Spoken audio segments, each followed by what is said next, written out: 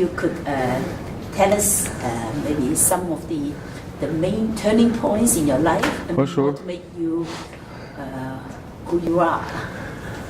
Well, I can say from the beginning I'm a child of May 68. I was 18 and the world was exploding all over the place. Paris, Prague, China, etc. So here in Montreal, wow, it was the student spring. So we went on strike for about 8 months. We learned a lot of things. After that strike, we started to reflect what's going on, what's the world, how is it structured. And we started to study, and we started to be active at the same time. Most of my generation, they did not stay in the university. It was too exciting, the world.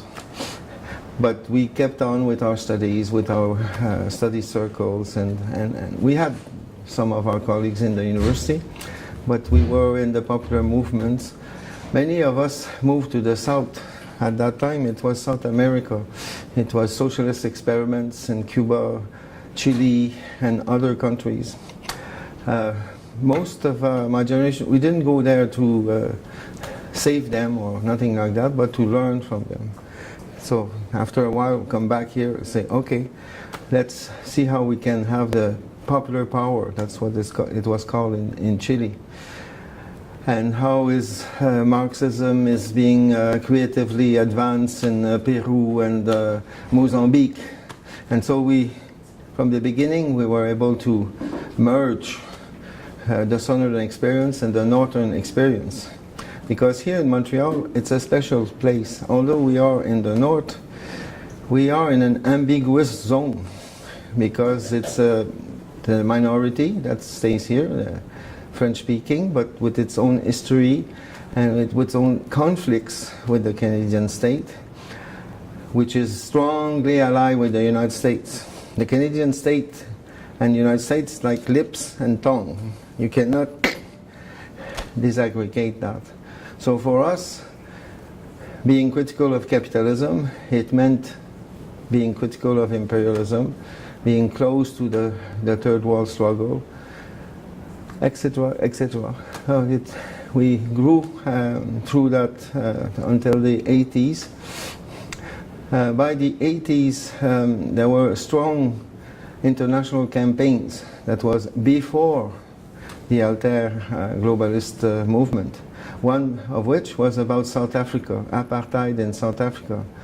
We had a huge coalition here, trade unions, churches, students, etc., etc., trying to isolate apartheid, boycott apartheid.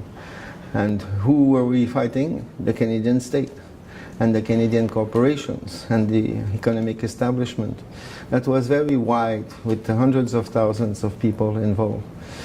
Palestine also came in the picture, and others. When we arrived in the 1990s, we did not know. We were there retroactively. Now we can read that there was a shift. The shift was in Mexico with the Zapatista uprising, and it was Seattle. Seattle, although it's far from Montreal, it's not so far. And then in Quebec City, 2001, we called a continental meeting because at that time the imperialists were trying to impose a free trade agreement for the whole of the Americas, 35 countries. So we built a coalition with Chile, Brazil, Argentina, United States, and we convened in Quebec City a very large, it was a bit like a social forum. We had 100,000 people for 4 days. It was action in the street, but at the same time reflection, analysis. That was 2001. By coincidence, the World Social Forum was also initiated in 2001. So our movement landed in the World Social Forum almost naturally because we were close. We had worked with the Brazilians and other South Americans. So from the beginning of the Social Forum, we used to send large delegation, 300, 500, 800 people from Quebec and from Canada, bringing them back, you know, densifying the web of relations mostly Americas, with Europe, a bit Africa, but not very much Asia. And so that was also a new wave in which a new era, is it all right? A new era from the 90s, 2000 until today of a strong social movement, but very internationalized and very internationalist. So it's not because we're more clever than anyone else, it was our history, our geography, and that these relations that were built over time. So that's the story. Well, what's your family background that you would be involved in the student movement? I'm sort of lower middle class, like the majority of the people. We had access to post-secondary education. I'm the first generation, because before my generation, less than 10% of the kids finished high school. But then we were masses, hundreds of thousands. We went naturally in the student movement. We went naturally in the liberation support movement. And so we were many. That was comfortable. To be on the left side here in Montreal, it's natural. You're not looked as some sort of Martian, like if you are in Toronto or Los Angeles. Well, many. We were always many. 50 years later, we're still many, but in fact more, because my generation, gray hair and everything, we're now joined by the younger generation, which are even more dynamic. So I was destined to be part of the elite, I suppose. Fortunately, I was safe from that. And I did not go to the university, except that much later I went back in a sort of pause from social activism, and I wrote a doctorate thesis on the economic crisis in South Africa during apartheid. I lived in South Africa for 2 years, and I enjoyed it a lot. That was before the end of apartheid. When I came back here, I had lots of good experience and good ideas to share. In 2012, 4 years ago, there was a mass movement. It was called the Red Square, Carré Rouge. You have in Hong Kong, I think, the yellow umbrella. We have the Red Square. It was a small square that we were all wearing. It meant support for the students, because it started as a student strike, but it became a citizen movement for access to education, by the end of which we were 200,000, 300,000 in the street. Montreal is not that big, maybe less than 3 million. So this was a big number, and it went on for 8 weeks. What I wanted to say is that what was almost visualized, you go on the street, you see 4 generations. You see my generation, you see the young professional, or no, semi-young professional, 40, and you see the the young people who have come out of the school system, and you see the students. 1, 2, 3, 4. You could visualize them in the crowd with the gray hair, and so that was. It was fascinating. It was empowering, and for sure, the struggle now is with the younger generation. They're very conscious, very educated, very critical, much more than we were. But we, the old ones, were still alive. And so we are useful, not to take their place, not to tell them what to do, but we share our experience. They don't have to make the same mistakes. And for that, we have a number of tools. We have here not only popular groups, we have a popular movement which coordinates students, trade unions, housing. We have a left-wing political party. It's called Québec Solidaire. It's not bad. We, in Montreal, which is half of the population of Quebec, we get about 18%. In the rest, outside Montreal, we're very low.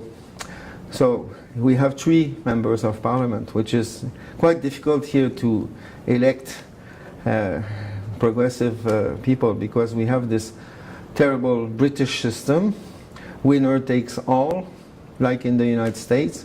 So when you come in from the left, it's very difficult to squeeze.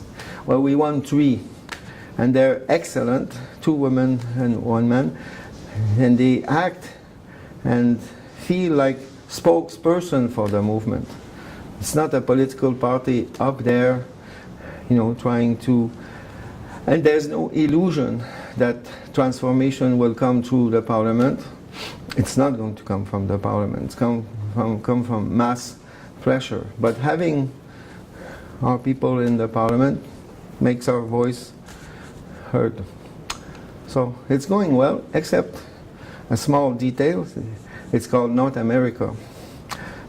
We're 70 kilometers from the US border, and we are 100 kilometers from the Canadian border, which is not a border, but it's 2 separate, Quebec and Canada are 2 separate entities, politically, culturally, and otherwise. And we, here, we're like a village. There's 300 million people in North America, we're 8 million, we're like a village.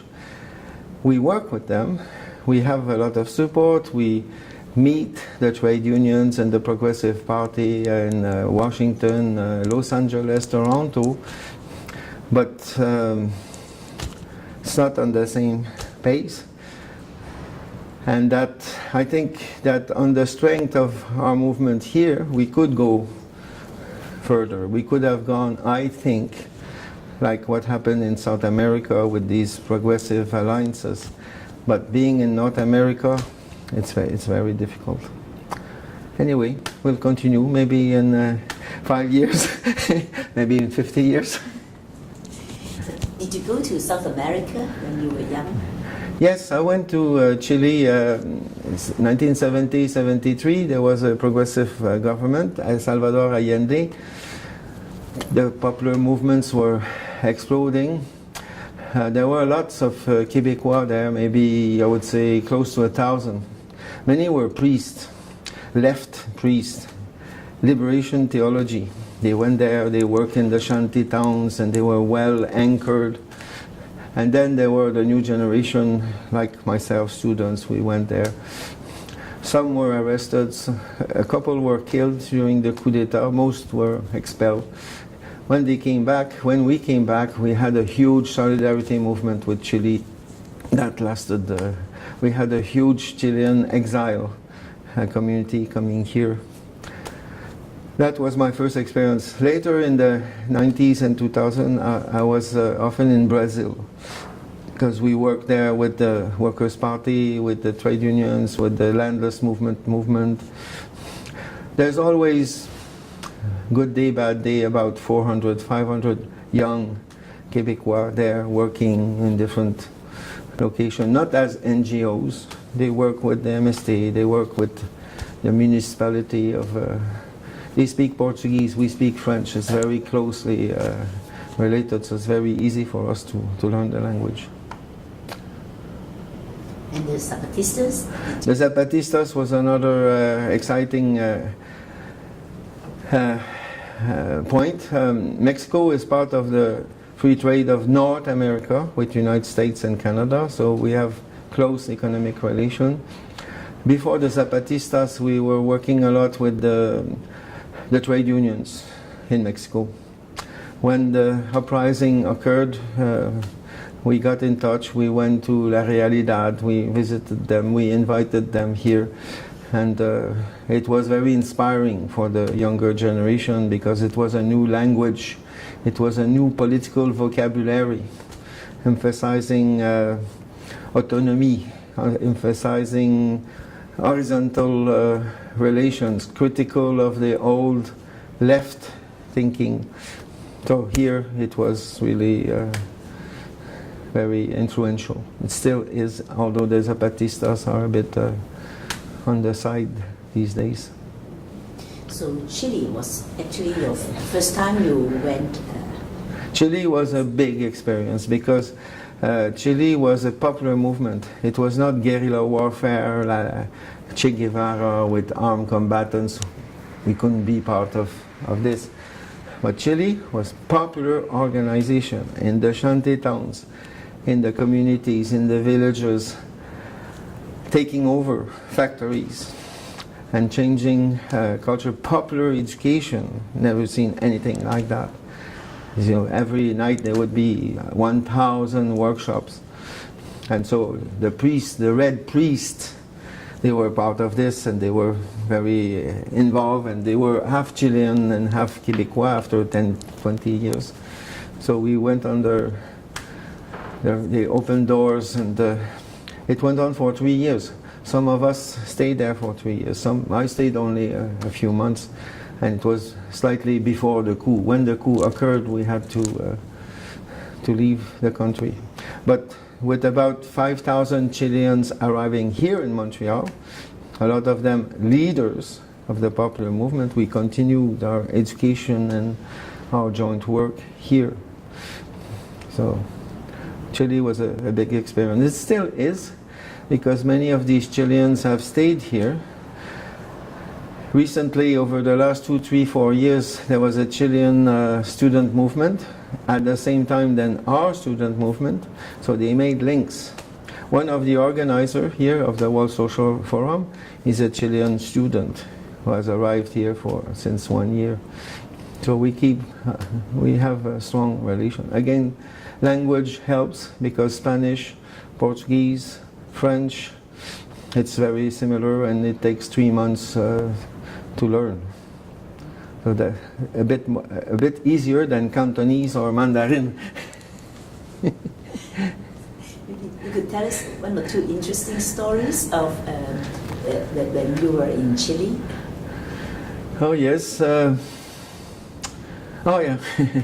I was, very radical and very naive, and I was looking for radical initiatives and people protecting their neighborhoods, that kind of stuff. There was a priest, very experienced. He's still alive. He's about 85, I think. He's here in the Social Forum. Fantastic guy. He had just left to be a priest, because many of them, they went to convert, they were converted. And so he was working with the neighborhoods. So he listened to my story, my question, where's the popular movement? Is, oh yeah, no, it's good, my boy, you're curious, but let me tell you something. The battle here, in this neighborhood, Pueblo Jóvenes, I think, it's about the glass of milk. So, what is that? Well, in the school, every morning, the kids, they come hungry. So our battle is to provide them a glass of milk. Do you understand? Yes, yes. It's not so radical, but it is radical. It's very radical. Because first of all, when they have a glass of milk, they can learn. And secondly, how do we get the milk here? It's not like we go in the shop. We mobilize the community. And so the organization, the social process around this glass of milk is extremely important, perhaps more than what you're looking for, a meeting with red flags and talking about popular movements. And that, I remember, it's a good story. Another one? Another one, it's a good story. It's not in Chile, and it's in South Africa, where, one of the big problems there, it's HIV. There's about 2 million people contaminated. There's 1,000 people dying per day. You get into a class, half of the class is not there. They're sick. It's terrible. And so it appears as a medical problem, but in fact it's not a medical problem. It's a social problem, and it's a problem of access to medication. There is a movement. They're part of my pantheon of heroes and giants. It's called TAC, easy to remember, Treatment Action Campaign, TAC. And they started by mobilizing community against government policies that was preventing access to the retrovirals medication. They fought, they won. Then they internationalized that battle. They went to Dubai and the World Trade and fighting against the patents and the pharmaceutical corporations that prevent access. And so that was visible for us. What was not visible is what they were doing in the townships, in the shanty towns, which was organizing the community on the, again, you know, it's like not necessarily visible until you go there. One thing was to create gardens, vegetable gardens, because nutrition is very important when you are sick with this. And the second was dignity, because people affected by the HIV, they are marginalized. They are afraid of coming out. And if you say, I have it, then so it was the coming out of, and it was a lot of door-to-door meeting. I went with them, and we sort of appeased the community that it's not because you're going to touch that person that you're going to catch it. And also, even if people are sick, they are alive, and they can do things, they can work, they can educate. One of the problems there is the kids, because it's adults that are being killed, the 25, 35. So you have a lot of grannies and granddaddies and a lot of small kids, how to make it work. So TAC was doing that meticulous, relatively small, local, invisible work without glory, without external funding, raising the resources in the community. I was privileged to be part of this. So what I say to my students now is that don't look only for the big meeting where they will talk about transformation. Yes, look for that, but don't look only for that. Look at the small things. They're not so small. Look at the local work, which becomes global. Because then this HIV movement in South Africa, it became a world movement. And it's the same with ecology and everything. Look at this grassroots, down to earth. Be modest, work hard, study, ask questions, investigate. You'll see a lot of knowledge being produced by these popular movements. Knowledge is not only produced by the universities, they're produced there. And be patient. And don't underestimate the glass of milk. So that, go and be patient and work for 10, 15 years. And then you will learn a bit about what is development. So, can you say something about the social movements or the activist movements in Canada or in Quebec, and especially in relation to the indigenous people? The indigenous people, there are about 2 million in Canada. They used to be invisible because they were in the north, in the remote areas. The Canadian state was an apartheid state. When it was created in 1867, it pushed them, it's called reserves. It's like the Bantustan in South Africa. And for decades, they were outside. It was like another country. We didn't have relation. Also, we had the colonial mentality, so we ignore them because we ignore them. The kids in the school, my school, we never learn about it. So there were the savages, there were Hollywood movies, the cowboys and the Indians. It started to change in the last 30 years through the indigenous struggles. They came out, and there's been also sociological and economic change. On the economic front, the remote areas of the north are now becoming strategically central to capitalist economy, gas, oil, resources. So you cannot ignore them. Sociologically, a lot of the native people have moved to the cities, especially the younger generation. They are here now. You don't have to go 1,000 kilometers. They are here. There are students, and there are poor people. And I think half of the indigenous population now is now urbanized. One positive impact, we live together. One negative impact, this marginalization and urbanization on the chaotic side creates a lot of social problems. I think the positive is superior to the negative. And so that explains how a movement appeared in the last few years. I don't know more. They are here in the forum. I don't know more is a movement of the urbanized First Nation, the younger generation. They speak loud. They're not afraid of coming in the streets. They work with the student movement. They work with the women's movement. And they've pushed them. Hey, by the way, we exist.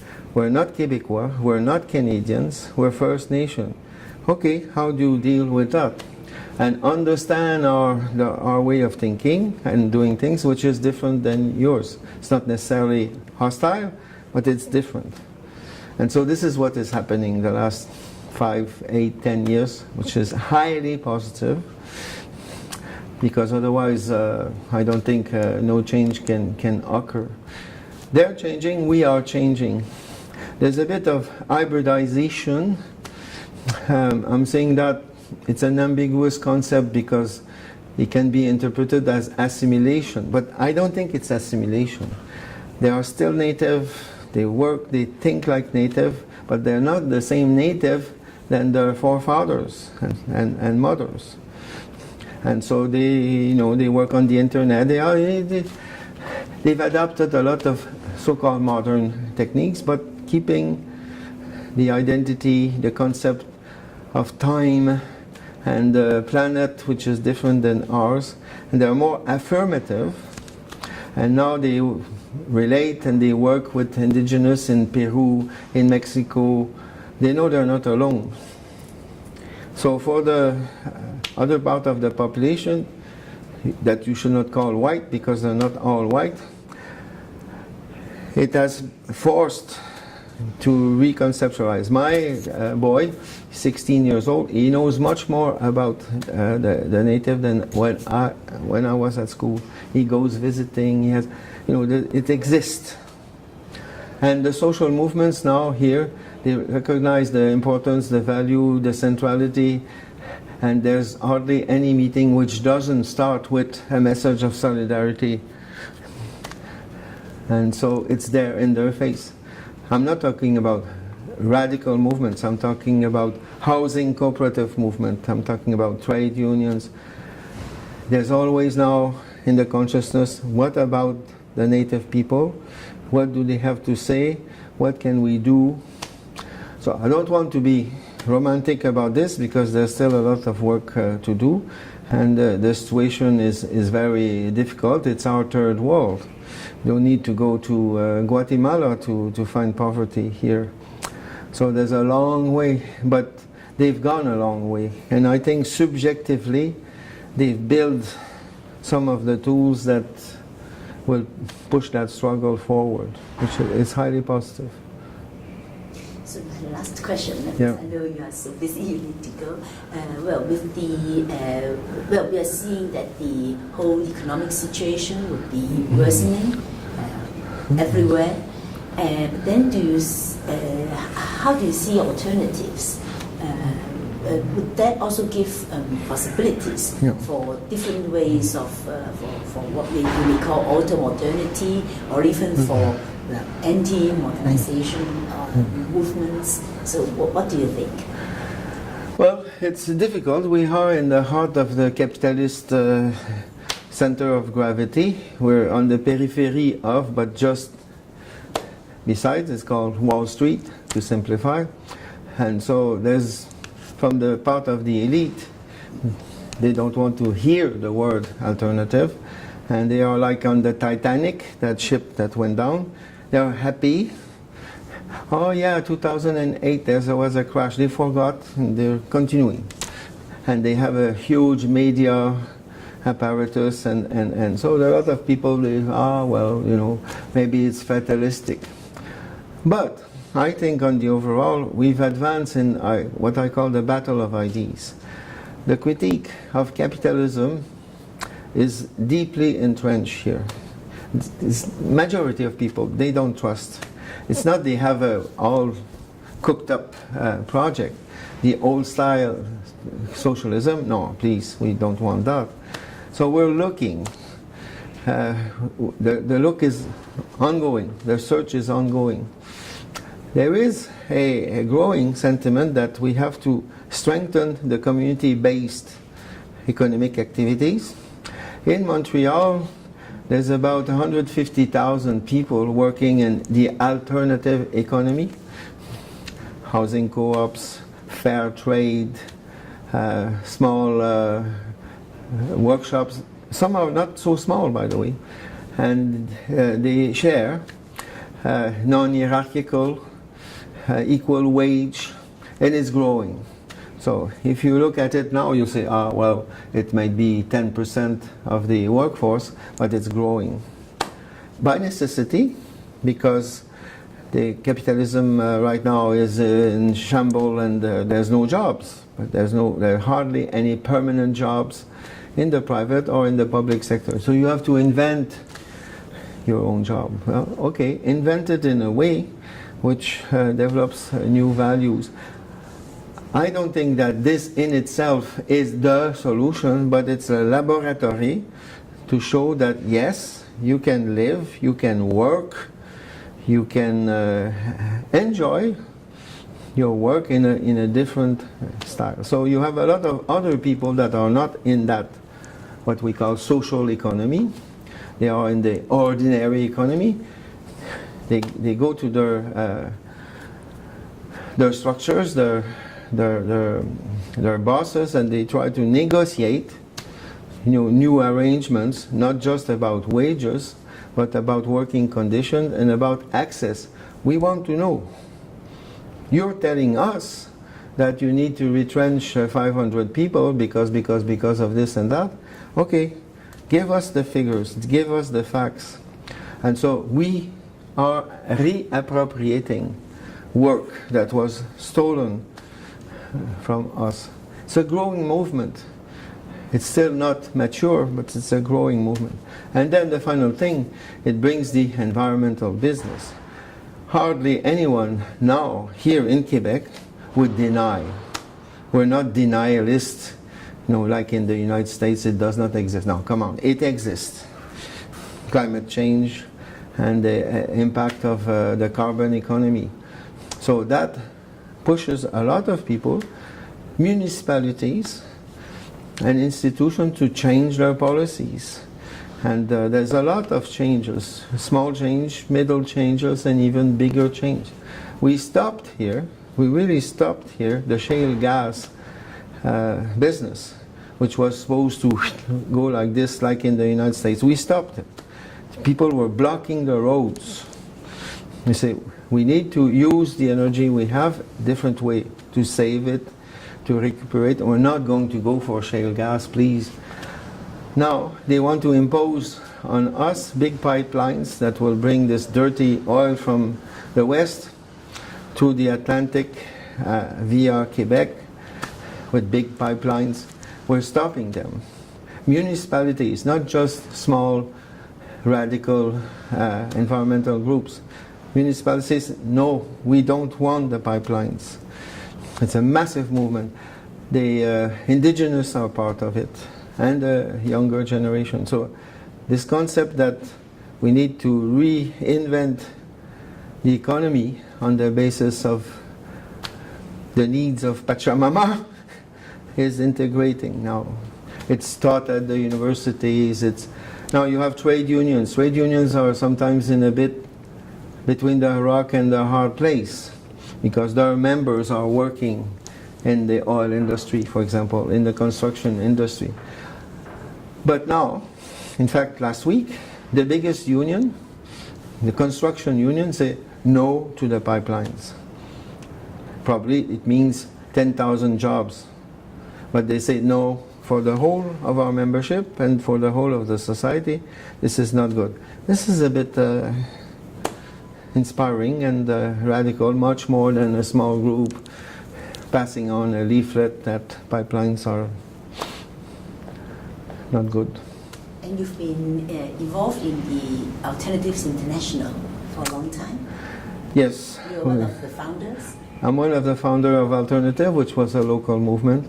Then we expanded to this network, and then we became part of the World Social Forum.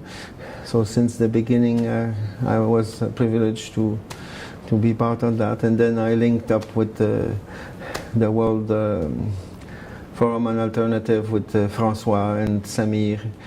We work with focus on Global South. It's very interesting intellectually. I say that to my student, you're lucky because this is an extraordinary time, intellectually speaking.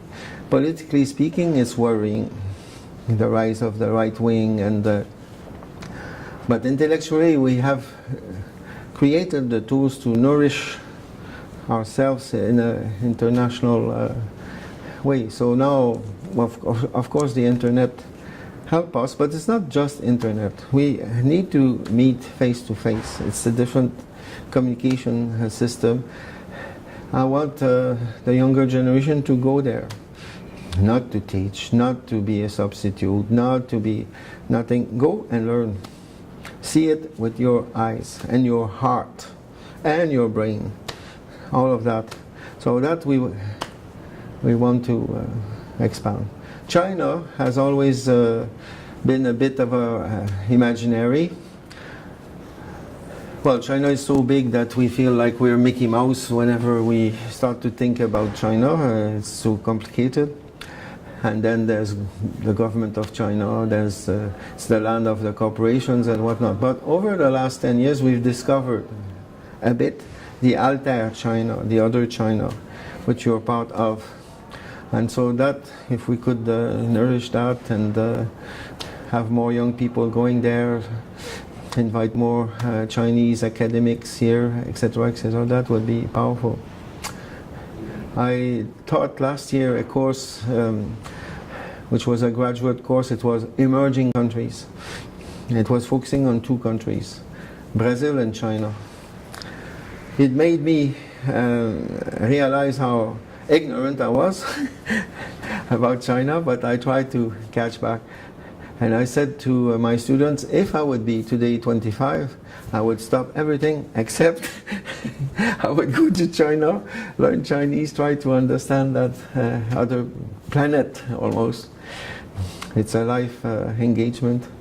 So maybe you'll help on this. Yes, and maybe the Global University for Sustainability could be doing something like this, because that's the whole idea of the Global U. So it's a fantastic project, and I think now it's the time, good timing. The technology is becoming more user-friendly. We can have, virtual courses. In South America with Plaxo, they're doing well. It's all in Spanish. So we can learn from that experience and other experience. And you'll find literally thousands of people willing to participate. It's a great project. Thank you for initiating it. And thank you for being part of it. Well, thank you so much. Thank you.